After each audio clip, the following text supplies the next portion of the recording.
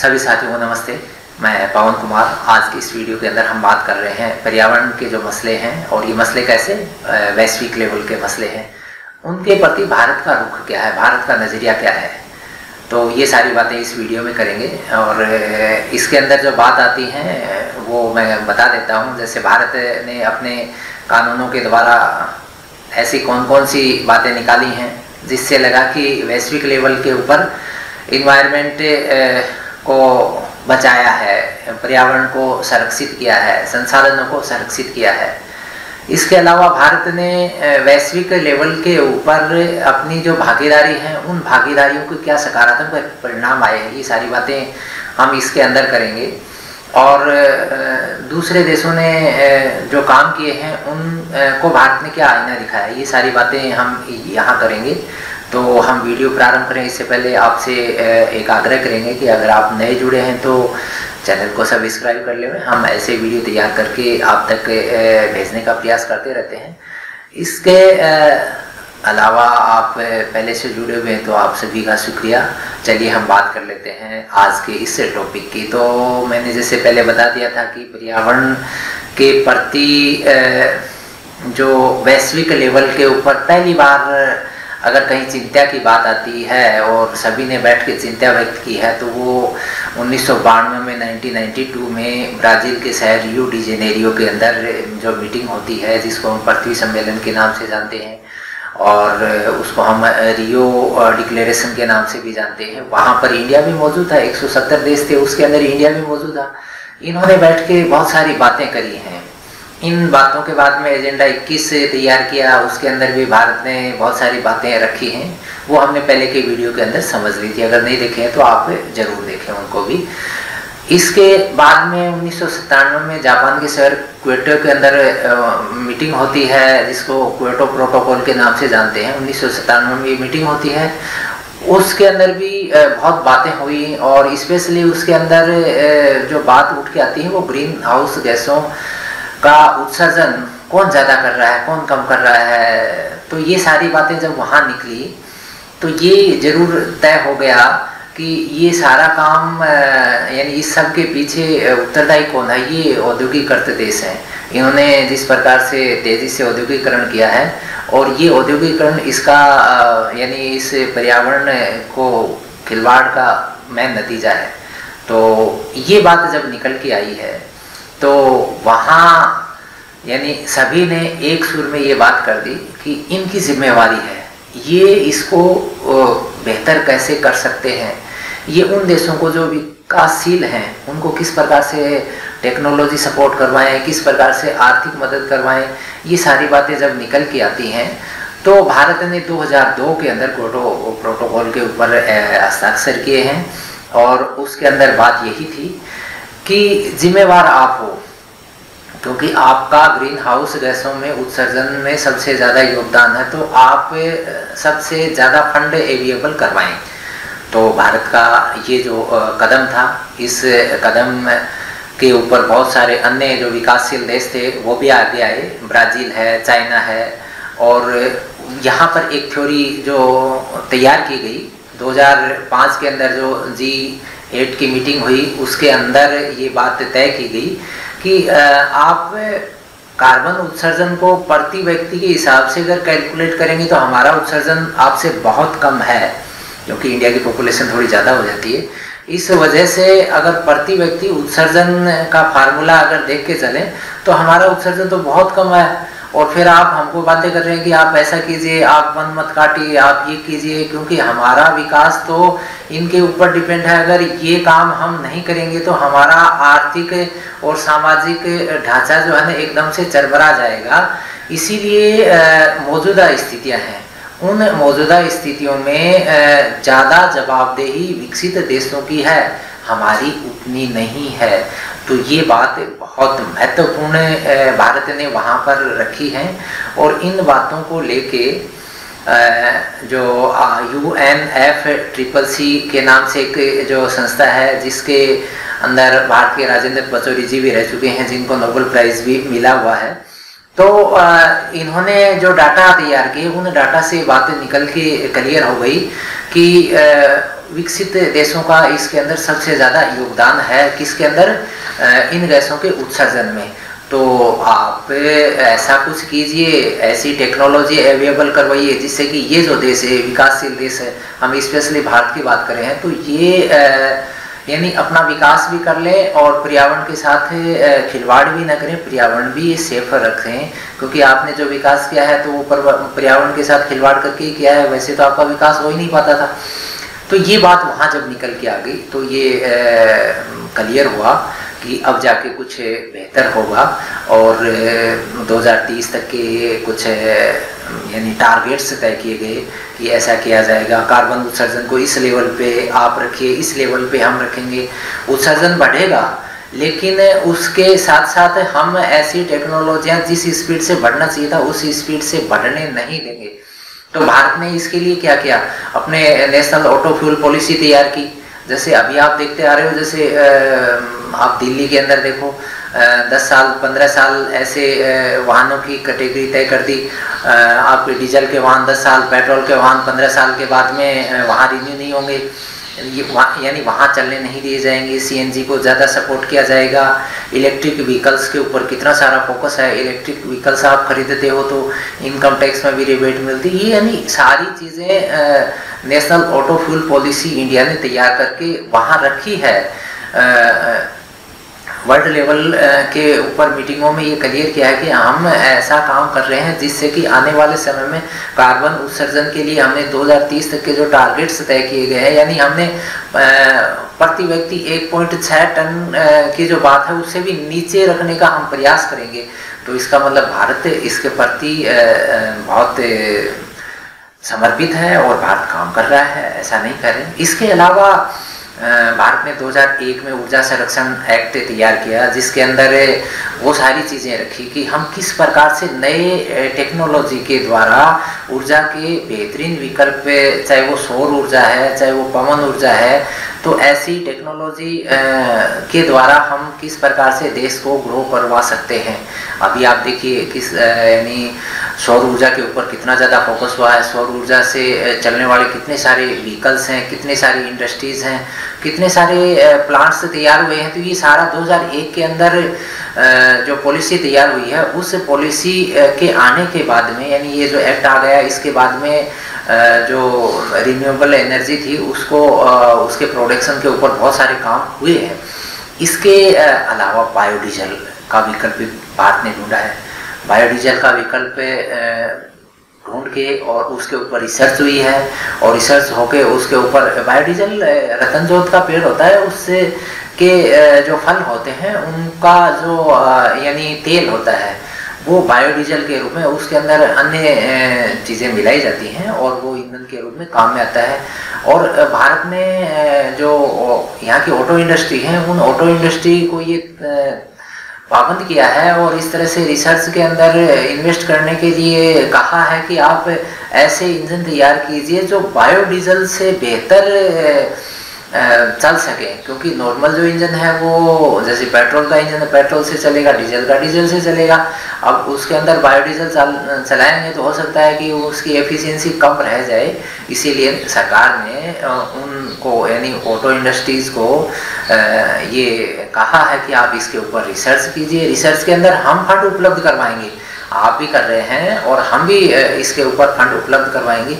तो ये सारे काम इतने फास्टली चले हैं जिससे कि विश्व लेवल के ऊपर भारत के रुख की सभी ने प्रशंसा की है।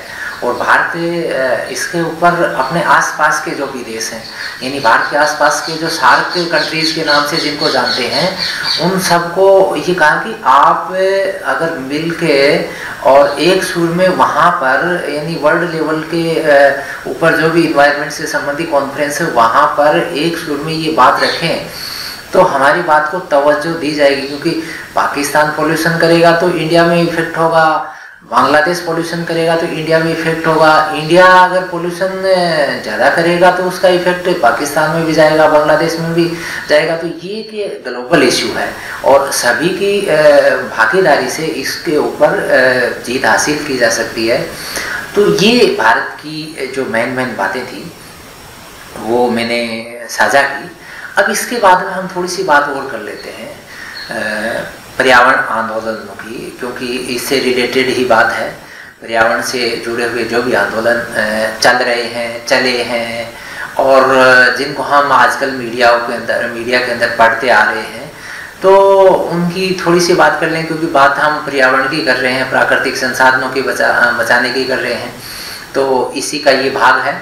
और इसके अंदर अगर हम बात करें, जैसे मैंने पहले की वीडियो के अंदर ये सारी बातें कर ली कि वर्ल्ड को हम 2 भागों में बांट लेते हैं, एक तो उत्तरी गोलार्ध वाला भाग और एक दक्षिणी गोलार्ध का भाग। तो ऊपर वाले जो देश हैं ना, वो सारे बहुत विकसित देश हैं, उनकी इकोनॉमी इतनी फास्टली पहले चलती आ रही थी, अब तो और फास्ट हो गई है। और नीचे वाले जिसमें एशिया के नीचे के भाग हैं, अफ्रीका के हैं, दक्षिणी अमेरिका के, इन देशों की स्थितियां देखें तो वो धीरे धीरे अभी ग्रो कर रहे हैं। उनके अंदर अभी ये मान के चलो कि थोड़ी समझ आई है, थोड़ी टेक्नोलॉजी आई है कि वो कुछ कर रहे हैं। तो ये जो लोग हैं, ये पर्यावरण के सहारे ही आगे बढ़े हैं, पर्यावरण के साथ चल के ही अपना सामाजिक और आर्थिक विकास कर रहे हैं।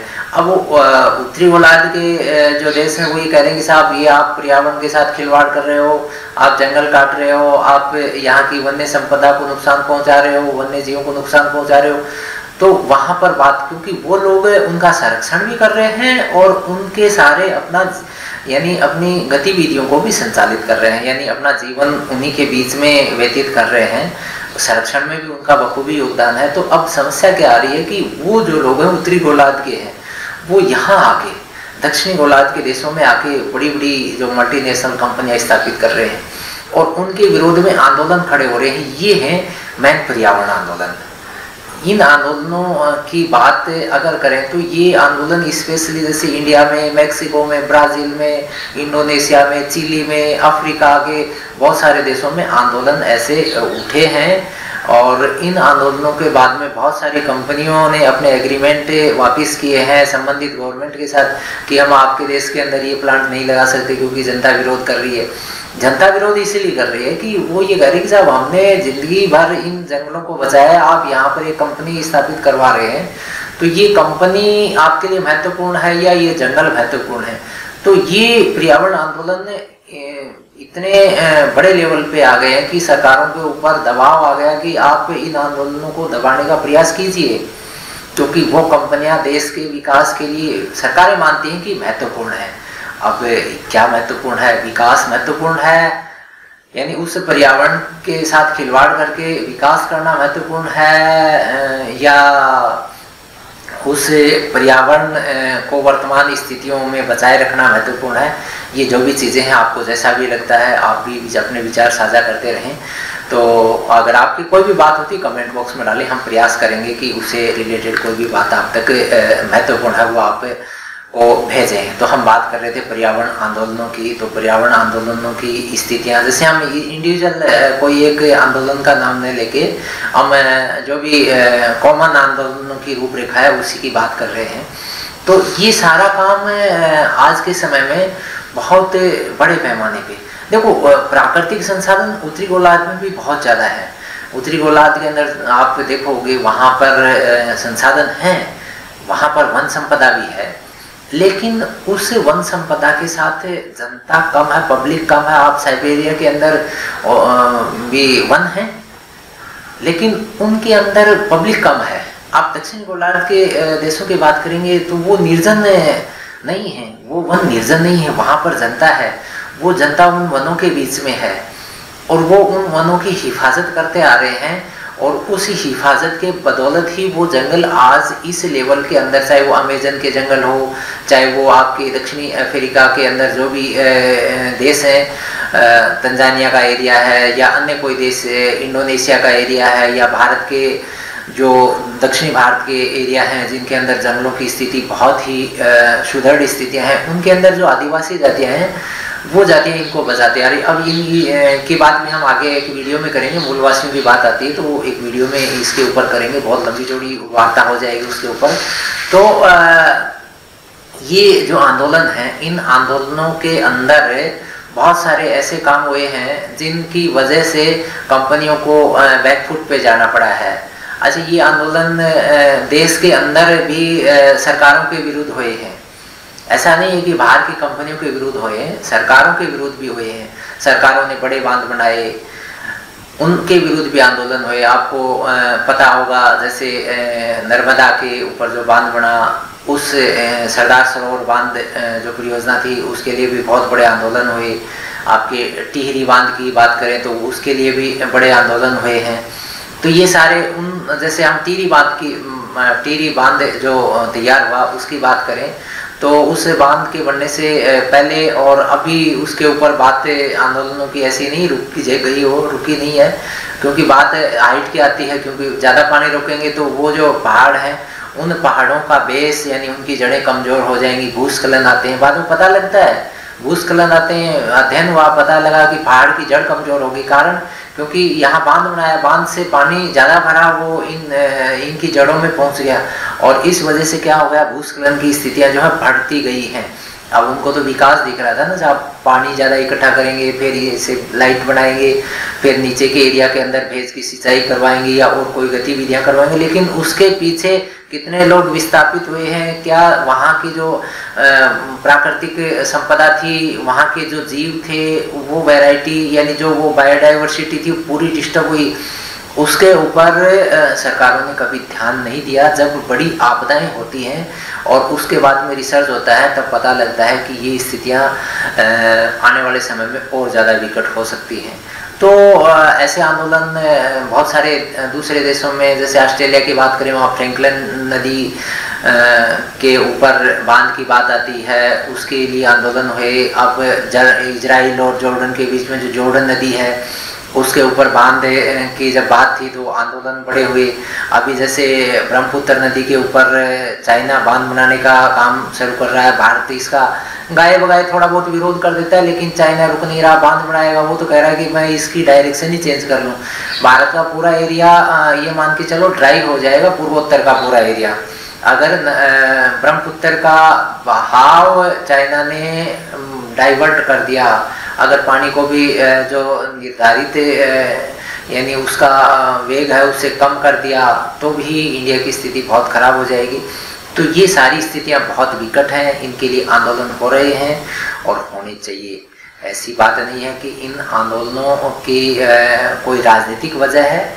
ये आंदोलन पर्यावरण को बचाने के लिए है। सरकार के जो एग्रीमेंट है, सरकार के जो कानून हैं, सरकार की जो जवाबदेही है, उसके साथ साथ ये जनता कर रही है। वहाँ के जो मूलवासी हैं, वहाँ रहने वाले लोग, वो उस पर्यावरण के साथ इतने दिनों से जुड़े हुए हैं, वहाँ की वन्य संपदा के साथ जुड़े हुए हैं, वहाँ के संसाधनों के साथ जुड़े हुए हैं, वो आंदोलन कर रहे हैं। उसके अंदर बहुत सारी पॉजिटिव बातें होती हैं। तो वो सारी चीज़ें जो हैं, ये सारी चीज़ें पर्यावरण को बचाने के लिए महत्वपूर्ण है। ये आंदोलन जो है ये विकास विरोधी आंदोलन नहीं है, ये आंदोलन एक टिकाऊ और सतत विकास की दिशा और दशा तय करने वाले आंदोलन है। तो साथियों, ये सारी वार्ता, ये सारी बातें आपको कैसी लगी आप कमेंट बॉक्स में डालिए। हम आगामी वीडियो के अंदर संसाधनों की भू राजनीति, जियोपॉलिटिक्स के ऊपर भी बात करेंगे। इसके अलावा जो वहाँ के मूलवासी हैं, मूल निवासी हैं, जो वहाँ रह रहे हैं, उनकी बात भी हम करेंगे। तो वीडियो ज़्यादा लंबा हो जाएगा, इसीलिए हम इस वीडियो को तो यहीं रोकते हैं। फिर अन्य वीडियो के अंदर वो सारी बातें करेंगे। और ये वीडियो पसंद आया तो आप कमेंट बॉक्स में अपना बहुमूल्य सुझाव दें। और पुनः आपसे निवेदन है कि अगर आप चैनल के ऊपर नए जुड़े हैं तो आप सब्सक्राइब करें और सभी साथियों तक इसको शेयर करें। पुनः आप सभी का जुड़ने के लिए धन्यवाद। जय हिंद, जय भारत।